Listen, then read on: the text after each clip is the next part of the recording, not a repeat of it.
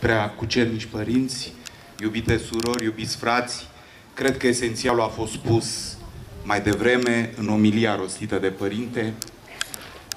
Eu mă gândesc așa, toți avem, atunci când suntem creștini botezați în numele Sfintei Treimi, toți avem două cetățenii. Suntem cetățeni ai Împărăției Cerului și de cetățeni ai unei împărății anume, România în cazul nostru. După ce recunoaștem faptul că suntem cetățeni de pe acum ai Împărăției lui Dumnezeu, după felul în care vorbim, nu atât după limba noastră, unii vorbim ucraineană, alții română, alții maghiară, alții engleză, cum spunea părintele, e important limba pe care o vorbim, dar și mai important este ce vorbim și cum vorbim. A vorbi cu binecuvântare întotdeauna. A ști că ceea ce gândești trebuie să se afle în strânsă legătură cu ceea ce vorbești. Îl definește, cred, această trăsătură pe creștin. Creștinul, bărbat sau femeie, e un om de caracter.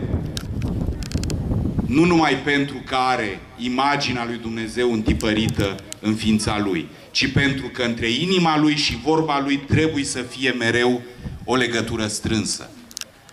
Să ne străduim toți. Știu că adesea viața e grea. Viața noastră de fiecare zi. Știu că pâinea pentru care ne rugăm în fiecare zi nu e întotdeauna destulă. Dar în același timp, atunci când vorbim în familia noastră, cu ai noștri, când vorbim cu vecinii pe stradă, când vorbim în spațiu public, unii dintre noi au responsabilități. Sunt primari, sunt parlamentari, sunt oameni de afaceri, dau de lucru la oameni. În toate aceste împrejurări, cred că este important ca vorba noastră să fie mereu bună. Așa cum arată și cuvântul din Scriptură. A binecuvânta înseamnă a vorbi bine, a vorbi drept, a vorbi din inimă, a vorbi cu respect față de cel în fața căruia te afli.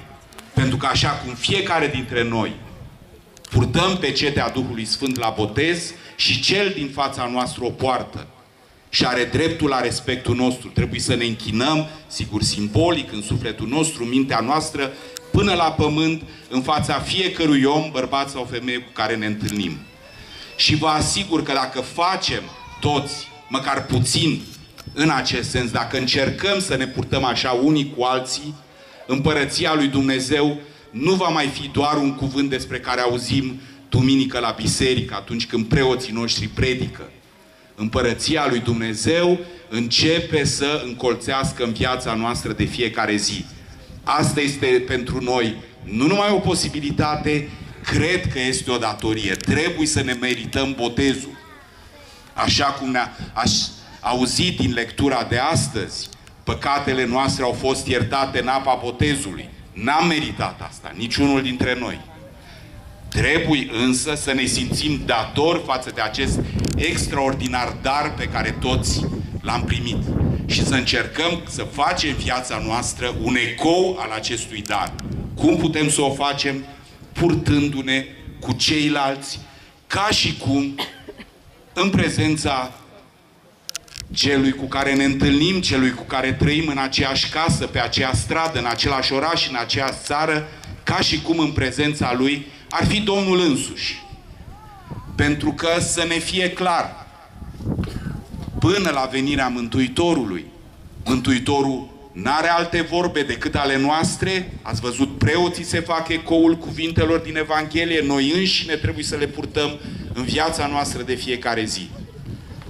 Știu că e greu, știu că nu se întâmplă, dar în același timp, fiecare dintre noi, Părintele Paroh a spus foarte bine, unii sunt miniștri, alții sunt deputați, alții sunt oameni obișnuiți, nu suntem toți egali. În acest sens, pentru că fiecăruia i s-a creat o viață, i s-a dat un destin. Dar în același timp, oriunde am fi, orice am fi în viață, trebuie să slujim. Cred eu că creștinul adevărat se recunoaște din două trăsături. atunci când slujește și cu cât poziția lui e mai înaltă în societate, cu atât trebuie să se facă mai slujitor celui din jur, să-i lase pe ceilalți să treacă înaintea lui sau a ei, să le dea locul mai bun și apoi după iubirea care este între noi. Așa se recunosc creștinii. Din aceste două trăsături, o anumită modestie, o anumită reținere, nu avem toți, recunosc, dar trebuie să ne străduim să o avem, și această bunăvoință, să vorbim unii cu alții cu binecuvântare, să vorbim din inimă și să facem mai ales, și cu asta închei și mulțumesc părinților că mi-au dat posibilitatea să vă spun câteva cuvinte. Sunt foarte bucuros că sunt astăzi aici și mulțumesc domnului primar Țiudi că m-a invitat. E o mare onoare pentru mine, o mare bucurie să fim oameni de caracter. Ce simțim în inimă, să vorbim.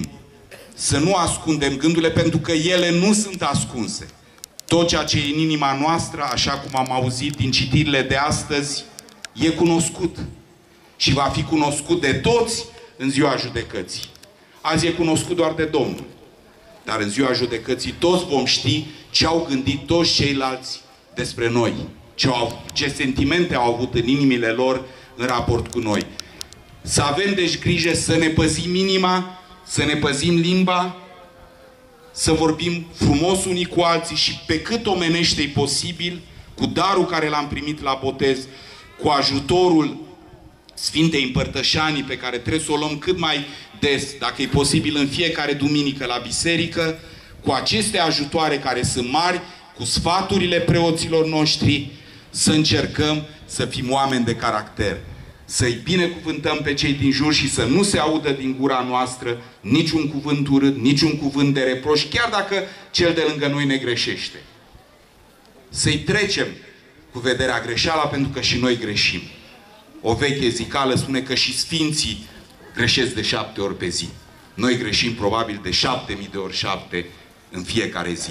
Deci să nu fim mai aspri cu cei din jur decât suntem cu noi înșine.